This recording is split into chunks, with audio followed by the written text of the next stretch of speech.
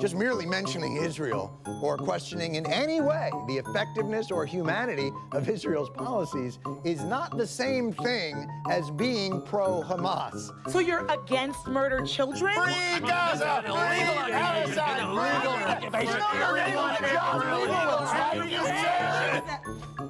The Zionist pig!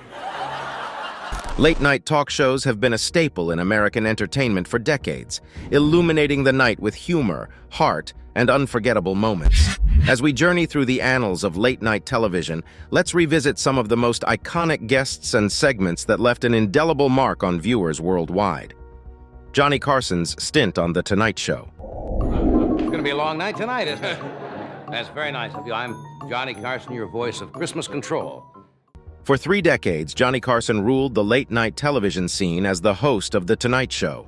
His reign, from 1962 to 1992, was nothing short of iconic, setting the gold standard for all talk show hosts to follow. With his affable personality, sharp wit, and innate ability to connect with both his guests and the audience, Carson became a household name, the face people wanted to end their day with. One of the hallmarks of Carson's tenure was his incredible range of guests.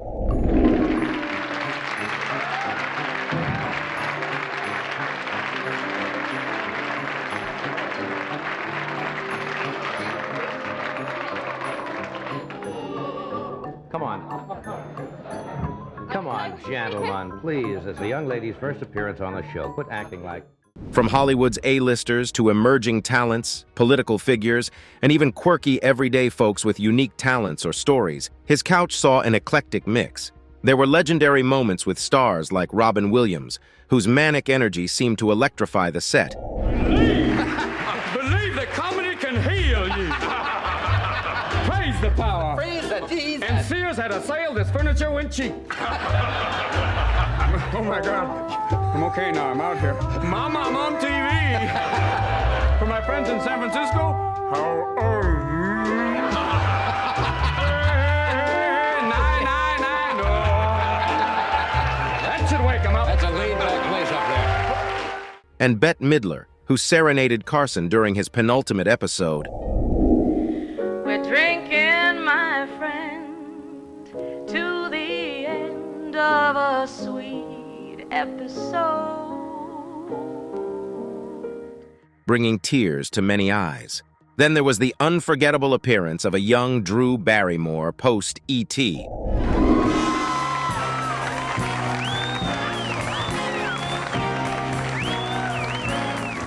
who charmed everyone with her spirited antics. Beyond the celebrity interviews, what made Carson's Tonight Show truly special was his pioneering comedic segments. The show popularized skits and recurring characters like the turban-wearing Karnak the Magnificent, who would humorously divine answers to unseen questions. There was also the comical Art Fern and his tea-time movie shtick, which had viewers in splits. These characters not only showcased Carson's acting and comedic range, but also became a fundamental aspect of the show's appeal. Then maybe it's time you considered buying a second home in the most exciting new land development in the state of California. I'm talking, of course, about what's under here, friends. Yes, the lovely San Andreas Village Estates. You got it, friends. Another memorable aspect of The Tonight Show under Carson was the live music. The NBC orchestra, led by Doc Severinsen, was an integral part of the show's fabric. Their musical interludes not only filled the transitions, but also supported some of the show's most iconic moments.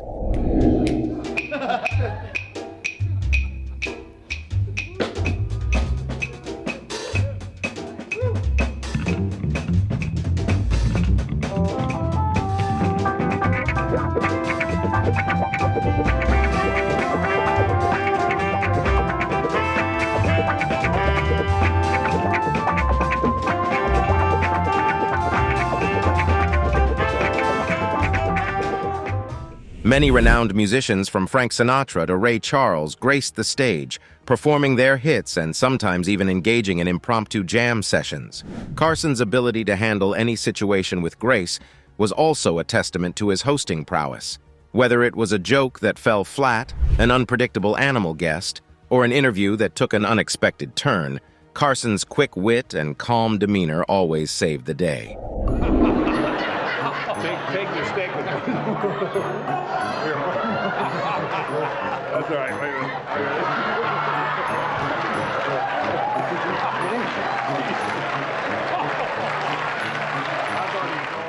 He had an uncanny knack for turning potentially awkward moments into comedic gold.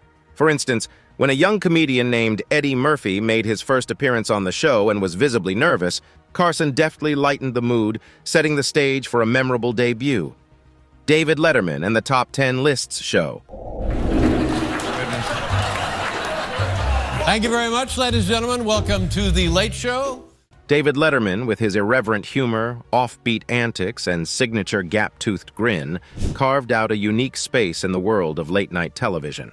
Starting his late-night tenure with Late Night with David Letterman on NBC and later transitioning to CBS with The Late Show with David Letterman, he became an influential figure in shaping the landscape of the genre. But among the myriad comedic segments and interviews he brought to life, the Top 10 Lists stand out as an enduring symbol of his show's brand of humor. The concept of the Top 10 list was deceptively simple.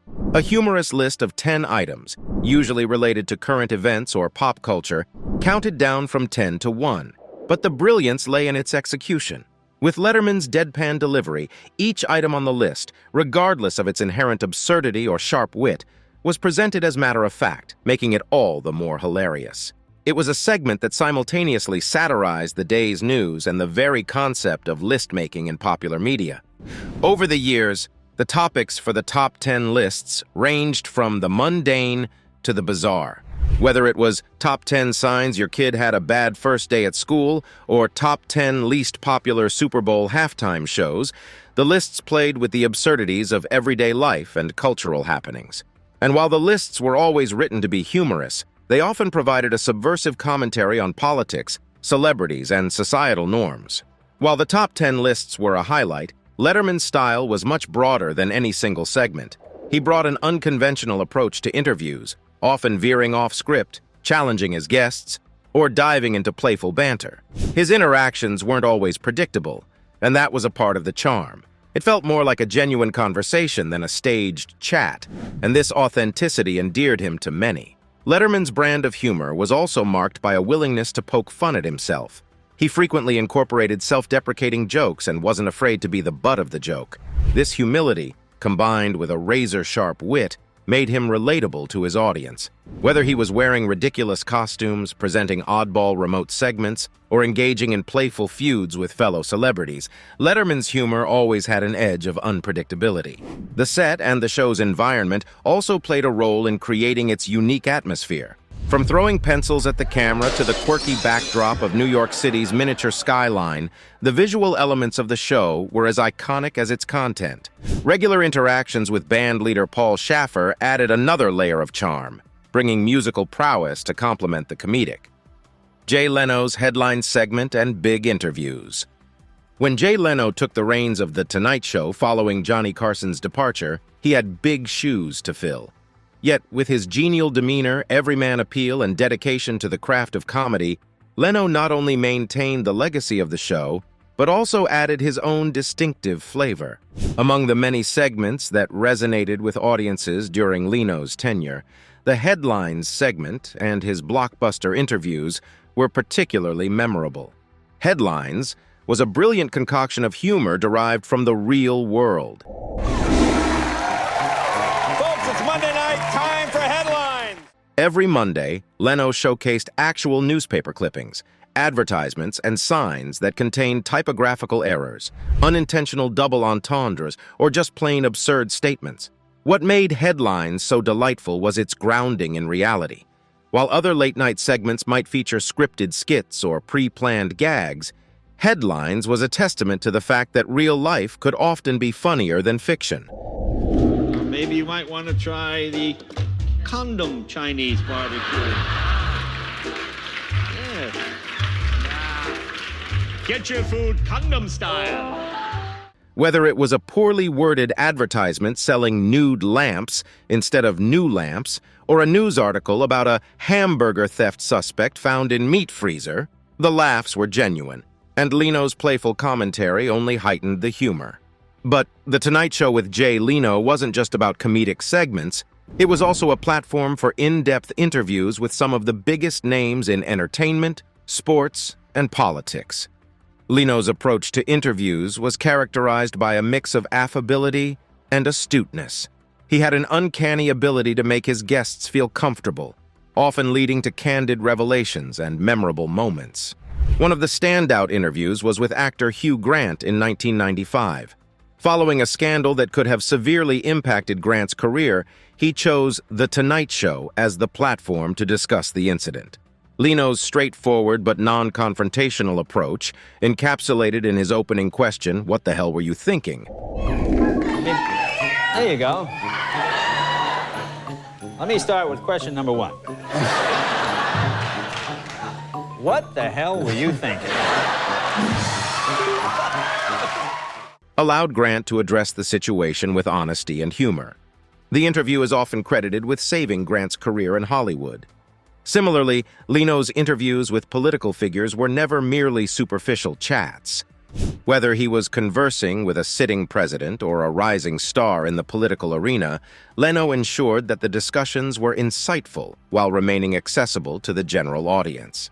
His conversation with President Barack Obama in 2009 marked the first time a sitting U.S. president appeared on a late-night talk show, breaking the conventional norms of presidential appearances and making history. The transition from Craig Ferguson to James Corden and Carpool Karaoke. When Craig Ferguson announced his departure from The Late Late Show in 2014, many wondered who could possibly fill the whimsical and unpredictable space he had cultivated over nearly a decade. At the end of this year, I will be stepping down as the host of this show. Thanks, everybody. That was quite convincing. I'll be stepping down at the end of this year in December, and then I'll go and do something else. Probably I'm thinking carpentry. The answer came in the form of a relatively unknown British comedian and actor on the American stage, James Corden.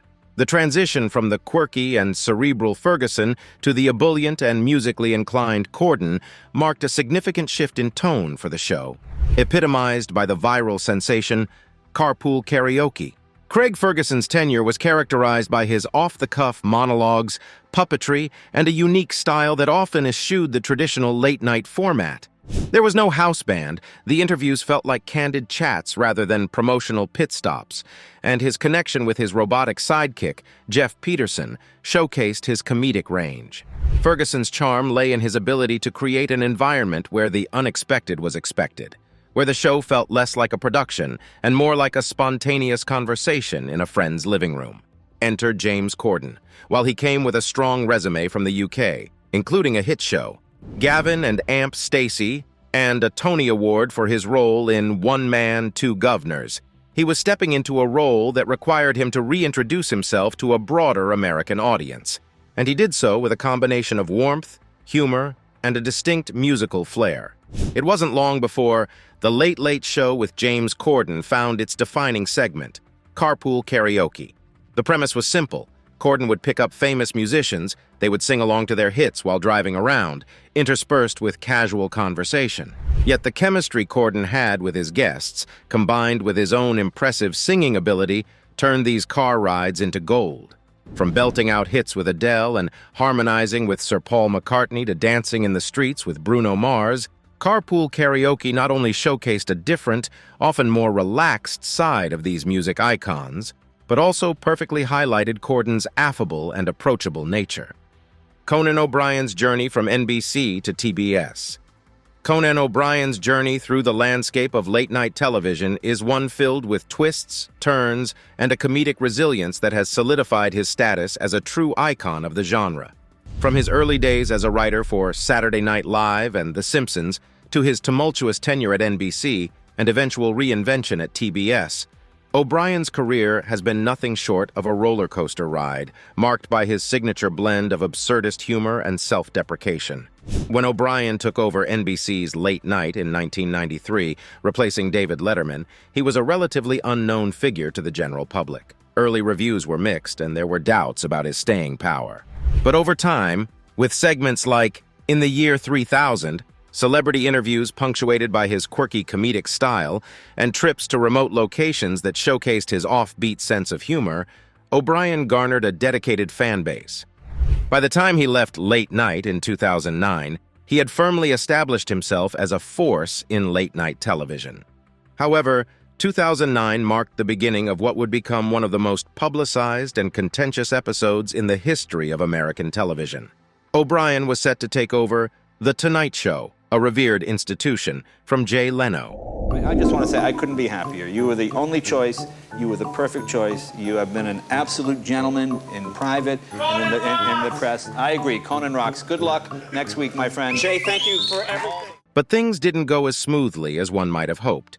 After only 7 months, due to falling ratings and a reshuffling of late-night time slots, NBC decided to move Leno back to his original 11:35 p.m. slot, pushing The Tonight Show with O'Brien to a later time. Feeling that this move would undermine the legacy of The Tonight Show, O'Brien chose to leave NBC. The outpouring of support for O'Brien during this period was palpable. Fans rallied around him, coining the term "I'm with Coco," referencing his long-standing nickname. This period, albeit challenging, showcased O'Brien's grace under pressure. Instead of harboring bitterness, he addressed the situation with humor and honesty, creating some of the most memorable episodes of his career during his final days at NBC. Then came the reinvention.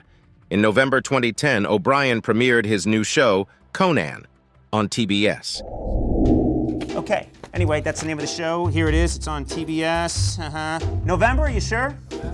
Okay, November 8th. Copyright. There you go. I got a lot of work to do. So watch the show. It's going to be great. Hey, everybody, it's November! Without the constraints and expectations that came with the legacy of The Tonight Show, O'Brien was free to experiment and double down on his brand of humor. The show became a platform for emerging comedians, indie bands, and segments that played to O'Brien's strengths, like Clueless Gamer, where he would humorously review video games despite his self-proclaimed lack of gaming expertise. Jimmy Fallon's evolution, impersonations, and thank you notes. Jimmy Fallon's ascent to late-night stardom has been characterized by his unique fusion of music. He's in a good mood. Wow. He blinked. Comedy, and an infectious energy that has endeared him to audiences across generations. From his beginnings on Saturday Night Live to taking the helm of The Tonight Show, Fallon's journey has been marked by his commitment to entertainment and his ability to turn simple segments into viral sensations. Two such standout segments that capture the essence of Fallon's appeal are his spot-on impersonations and the fan favorite, thank you notes. Fallon's talent for impersonation was evident long before he stepped onto the late-night stage. As a cast member on Saturday Night Live, he showcased an uncanny ability to mimic celebrities from various walks of life. Whether it was his rendition of a young Adam Sandler or his portrayal of iconic musicians like Neil Young, Fallon's impersonations were not just mere mimicry. They were loving homages that captured the quirks and nuances of the personalities he portrayed.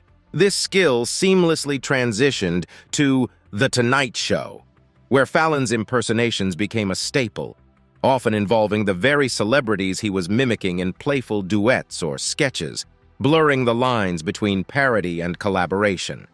Yet, while his impersonations drew laughter and admiration, it was segments like thank you notes that showcased a different side of Fallon. Airing typically on Friday nights, thank you notes was a comedic take on the age-old practice of writing gratitude letters. With each note, Fallon would pen humorous thank yous to abstract concepts, inanimate objects, or current events.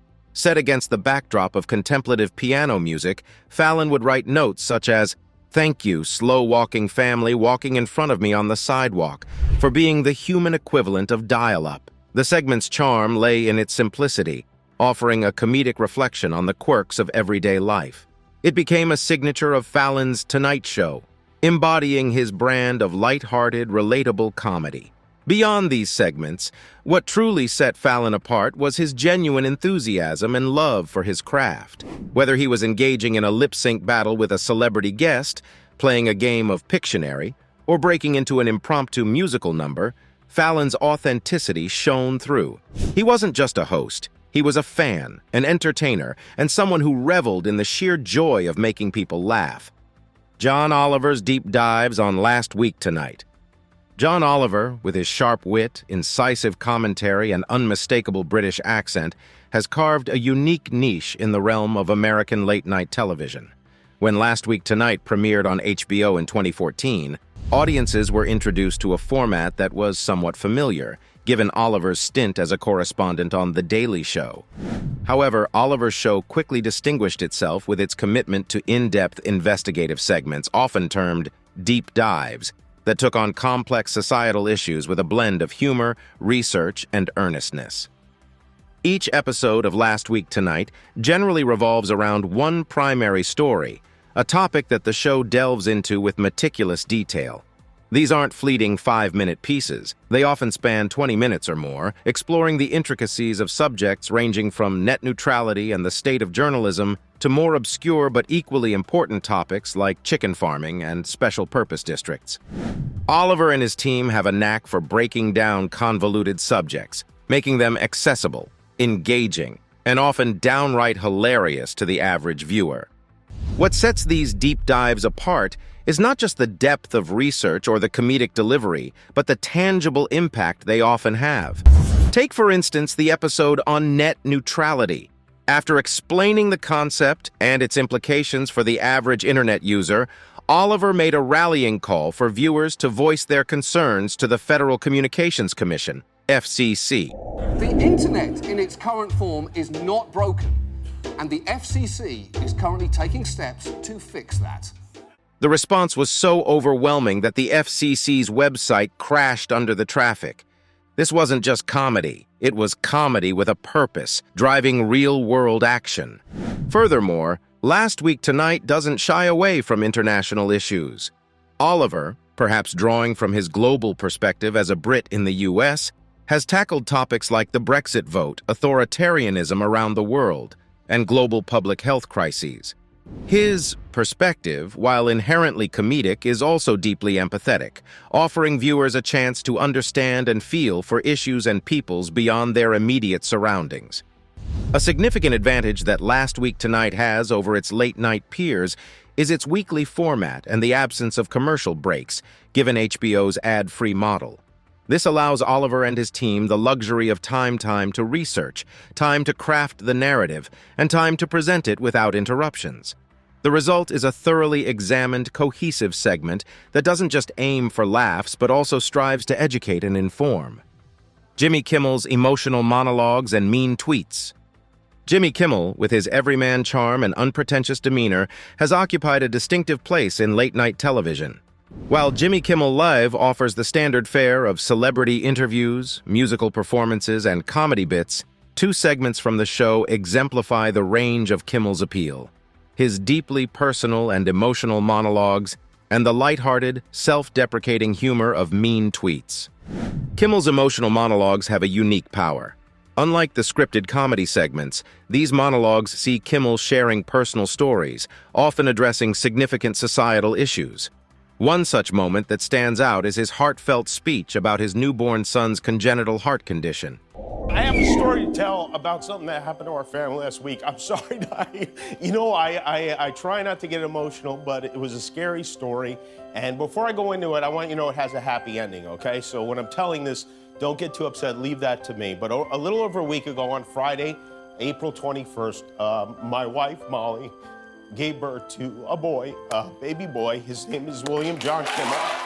With tears in his eyes, Kimmel detailed the harrowing experience of discovering his son's illness and the subsequent surgeries. But he didn't stop at just sharing his ordeal. Well, I want to thank for making that happen, and I hope I have my list. These are just some of the people who played a part in this. It was an enormous team effort, it really was. At Cedars-Sinai Hospital, first of all, I want to thank Nanush Shakurnia, the nurse, who was the first to notice there was a problem.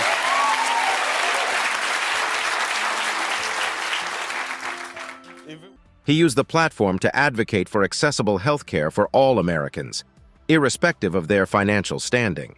Such monologues, deeply personal and delivered with raw emotion, struck a chord with audiences and transcended the typical late-night show format.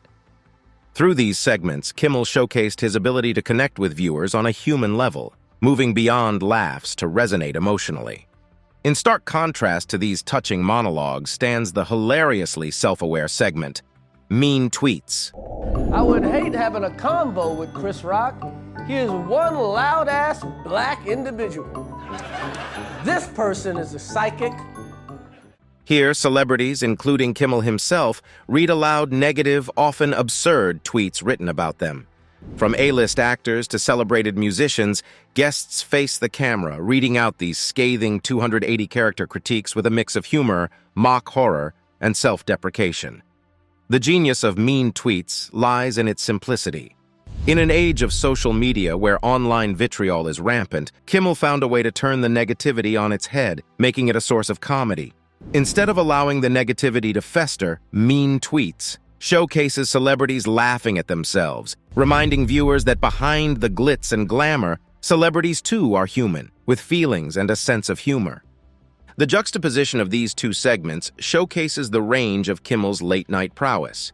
He can seamlessly transition from evoking tears with poignant monologues about real-life challenges to eliciting belly laughs with the playful absurdity of Mean Tweets.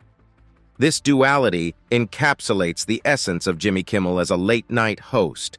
He embodies the role of both a comforting friend who shares personal tribulations and the class clown who ensures there's never a dull moment. The revolutionary comedy of The Daily Show with Jon Stewart. In the landscape of late-night television, few programs have had the transformative impact of The Daily Show under the stewardship of Jon Stewart. Taking over the reins in 1999, Stewart transformed the show from a relatively light-hearted news parody into a formidable force of political and media critique. With biting humor, insightful commentary, and a team of correspondents that mimicked traditional news broadcasts, Stewart's The Daily Show not only redefined comedic news, but also became an essential touchstone for political discourse in America. Under Stewart, the show cultivated a unique style of blending humor with hard-hitting analysis.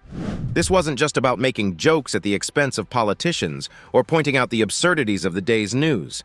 It was about peeling back the layers of media presentation, highlighting hypocrisy, and providing a counter-narrative to mainstream news outlets. The show's approach to covering elections, aptly named Indecision Year, became a staple, with its mix of satire, interviews, and on-ground reporting rivaling traditional news coverage in both depth and popularity. An integral aspect of the show's success was its correspondence, a roster of comedians who, in the guise of reporters, delivered satirical pieces that often mirrored the format of actual news segments.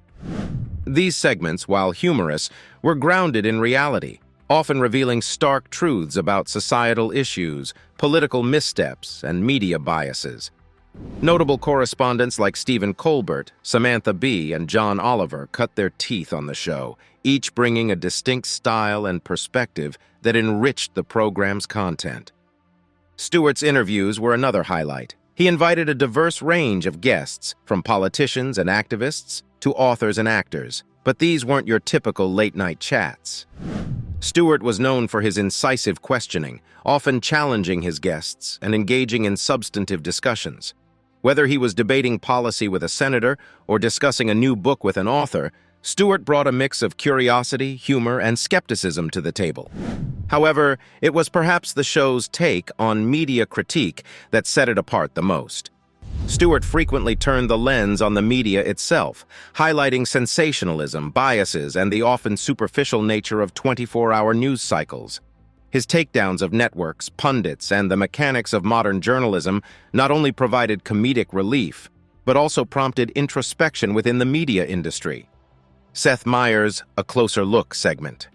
When Seth Meyers took over NBC's Late Night in 2014, he brought with him a rich background from his Saturday Night Live days, particularly his tenure as the head writer and Weekend Update anchor.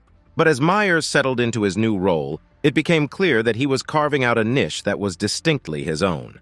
Among the many recurring segments and sketches that Late Night with Seth Meyers introduced One stood out both in terms of its depth and its resonance. A Closer Look. A Closer Look is a segment where Meyers dives deep into significant political and societal happenings of the day. Drawing from the day's headlines, Meyers and his team dissect, analyze, and often satirize the intricacies of events, politicians, policies, and the media's portrayal of the same. What sets the segment apart is its blend of in-depth commentary with Meyers' signature humor, a mix that has made it both enlightening and entertaining. I'm happy. I'm happy on your behalf. Are you happy? I am. Good? I don't think so. I think you're a little jealous. I am a little jealous. I do. I feel you're a little jealous. I have to say this. You've not been here before, but you've been discussed on this show before. You have come up. Other guests have mentioned you. Yes. Do you know what I'm referring to? From the early days of the Trump presidency to the intricacies of healthcare debates, from election cycles to international diplomacy, A Closer Look has covered a gamut of topics. Yet, regardless of the subject, the segment's approach remains consistent, a commitment to facts, a penchant for calling out absurdities, and a knack for breaking down convoluted issues into digestible bites, all while ensuring the humor never gets lost. The success of A Closer Look isn't just in its content, but also in its delivery. Meyers, with his dry wit and impeccable timing, has a unique ability to oscillate between serious analysis and comedic punchlines. This style, reminiscent of his Weekend Update days, but more mature and refined, engages the audience, making them both think and laugh, often simultaneously. Beyond the humor and analysis, A Closer Look has another crucial element: authenticity. Meyers doesn't shy away from expressing his perspectives or showcasing his frustrations, whether it's with political decisions, media narratives, or societal injustices. This authenticity, coupled with well-researched content, has garnered trust among viewers, many of whom view the segment as a reliable source of information in an era of information overload.